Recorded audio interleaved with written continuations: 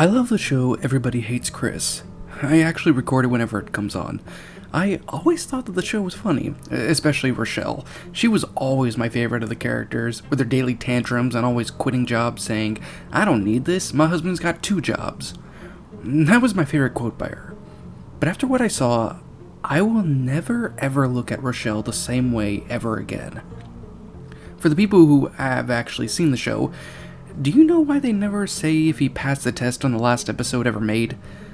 Well, I know what happens, and Rochelle's reaction wasn't happy. My DVR had recently recorded a new episode. It was called Everybody Loves Death. I found it odd, but ignored it. It said it was recorded at 4/7/2012, so I thought that it just came out and had new episodes names instead of Everybody Hates Tasha, for example. I clicked play and it started up. Should I remind you, my parents were at work and my sister was at a friend's house and my older brother was at his girlfriend's house too. My 2 younger brothers were at my grandparents' house in Florida since they were always spoiled by them. Anyway, it started out normally, the same opening as always, except it never said Everybody Hates Chris at the end. I found it odd, but thought my TV was just cutting in and out. It didn't play the same happy tone it always did. It was just quiet. They were in the restaurant, but Tasha, Rochelle, Julius, Drew, and Chris were quiet. They were all staring into space, like they weren't even real. Their faces were expressionless. They were nothing at all. Then Chris whispered, I failed. When he said that, Rochelle's face seemed pale. Her expression was angry, and she seemed far more mad than she really was, like when he pushed Tasha, Drew, and Julius down a well. If you've seen the episodes with a lot more, yeah. Then she started yelling in rage that I had never seen before. She took Chris by the arm and literally dragged him away. All Julius, Drew, and Tasha did was sit there and stare with the same expression they did at the beginning of the show. They didn't even flinch. The screen faded to black, singing, "Everybody hates Chris," very, very quietly. The next scene was grotesque. It showed Chris tied to a plain wooden chair. He had no arms or legs, just bloody little stubs where they were. His shirt had 30 to 40 holes in it. His pants were completely gone. All that was there was his stomach. His head was dented in and his eyes were bloody. The cutscene ended. May I add that I couldn't make out where he was, but it looked like the restaurant they were in, except dark, dusty, and broken. The next scene they were in a house on the couch with the same expressionless faces. They all just exploded into a crying fit. Everybody did except for Rochelle. It then got sad again that I heard a woman singing Mary Had a Little Lamb. I figured out the voice singing it. It was Rochelle. Then I saw a video through the static. It was Rochelle, smiling, genuinely happy. She was holding a baby boy, who I figured was Chris. Then she just turned evil and took a knife from the kitchen and started cutting off its arms and legs. The baby was crying in pain, and the crying grew louder and louder each time she started cutting off another limb. And the static covered up the whole screen. But through the static, I heard a woman say, "No regrets." And then the show ended. Well, my little shadows, it's officially 2022, and what better way to start off the year than with the Creepypasta, specifically a lost episode, Creepypasta at that. Now I'm going to be honest and say that despite the glaring issues that I have with the story, this pasta was a little bit of a nostalgic trip for me. Of course, that's because this was a little bit, kind of, sort of, maybe not really an old-time favorite of mine back when I had first discovered creepypastas back in like 2013, I think. So it was only right, I think, that I would actually find the story to be interesting. However, nostalgia aside, this pasta was about as fresh as an unflushed toilet bowl in a high school bathroom that was left out for about 6 weeks. This pasta was genuinely awful in every aspect and form. But let's be honest with each other. Last episode creepypastas rarely give any kind of effort in terms of making a decent story, so to be fair, I'm not too surprised that this is the case. I mean, anybody who knows anything about my channel would know that I sit there and I tend to find mostly shit in the realms of many of these kind of pastas. So enough beating around the bush, let's get into the relatively quick review because there's really not much else to honestly say about this pasta.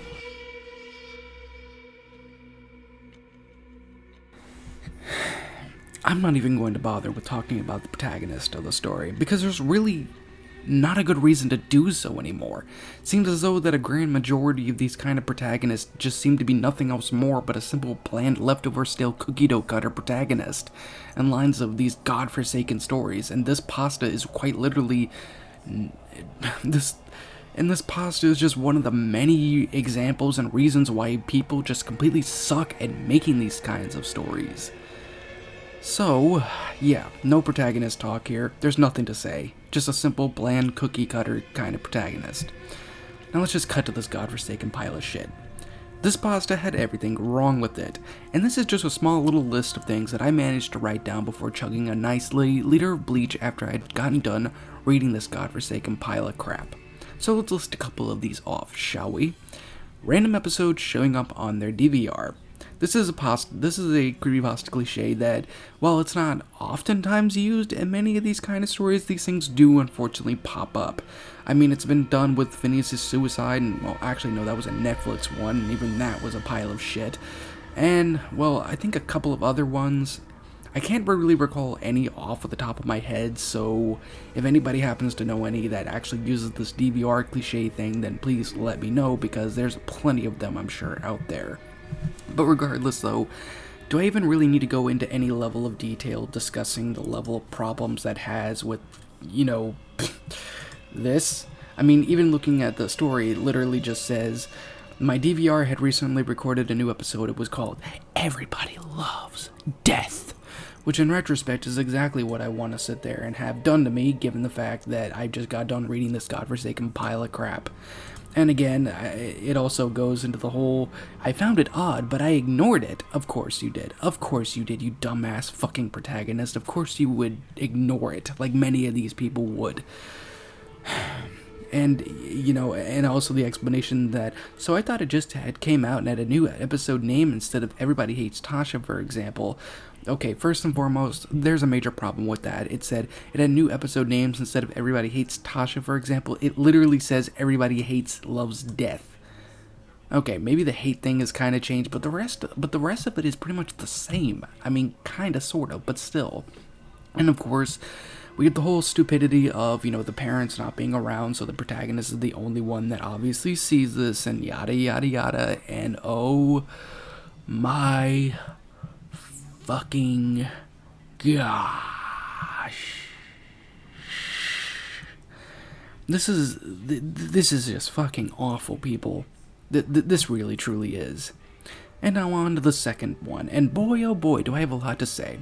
Characters acting completely out of character, one of which, Rochelle, being excessively violent. And for what better reason other than the fact that Chris failed a test? But of course, obviously we have Tasha, Rochelle, Julius, Drew, and Chris basically just being nothing but pure, quiet little mice in a church, at a restaurant. Just doing absolutely nothing until, I think the third act when everybody literally just starts crying out of nowhere, which, again, the entirety of this, it doesn't have a single plot line to it. Now, what I think probably would have worked out much better is if for some reason, basically it does show the episode, but the episode was a little bit too, I guess you could say, too far, I guess. Maybe Rochelle kind of does snap a little bit at Chris, and, it does get a little bit messed up, but not into the detail that I'm going to be getting into later on. But in all due honesty, the characters all act completely out of character completely. I mean, I guess it kind of makes sense. The only thing that's even remotely said is that I failed, and that's really about it. Yeah, Rochelle is just, God, it's like, no, please God, no. What is there to say? There's nothing more to say. And then we get to the third one, and boy, oh.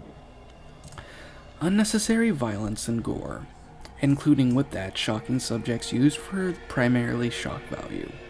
This is especially the case when it gets to the final last two paragraphs of the story, with Chris basically had been tortured, his arms and legs cut off, his shirt having holes in him. I don't know where the holes came from, maybe from a gun, maybe from cigarettes, I don't really know. I mean, it just mentions his pants gone, and just his stomach, and his head was dented in, his eyes were bloody. And then the cutscene ending, and then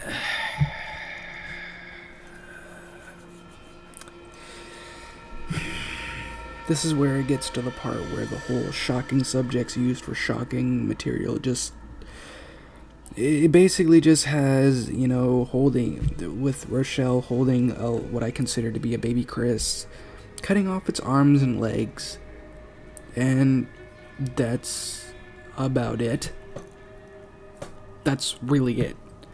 It's nothing more but just pure shock value just for the sake of shock value. And that's not something you sit there and you do with a story like these. I mean, you don't sit there and just throw in something like that solely for the sake of just doing it. I mean, if you're going to include shocking subject material or anything, you really need to know what the fuck you're doing. I understand that this is all fictional and everything, none of it is real, I get that.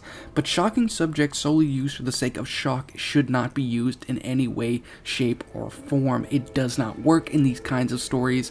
And with this, with ultimately Rochelle literally doing that to a fucking infant Chris, I'm just gonna flat out say that. Fuck that bullshit. Seriously, there's no justifiable level of reason to even include that in a story like this. I mean, to be fair, am I mad? No. But it's just, maybe I'm desensitized. It wouldn't surprise me if that was the case. By the way, apologies for the clicking. Joey got me a new mouse, so you might be hearing some clicking sound in the background of this, but getting back on subject. In all due honesty, it's so predictable at this point. Maybe I'm desensitized from all these stories that I've narrated throughout the years. I've narrated these things for like almost 4, getting close to 5 years at this point. So to be fair, there's not really much to say. It's just fucking stupid. It's disgusting. Don't fucking include this. Shame on you, author, for making this. Like, I know... Well, specifically shame on you for including that last bit. You could have done something a little bit differently. Again, I'm not mad about it. I just think it's just piss poor to throw in shocking subject matter solely for the sake of shock. Seriously, people.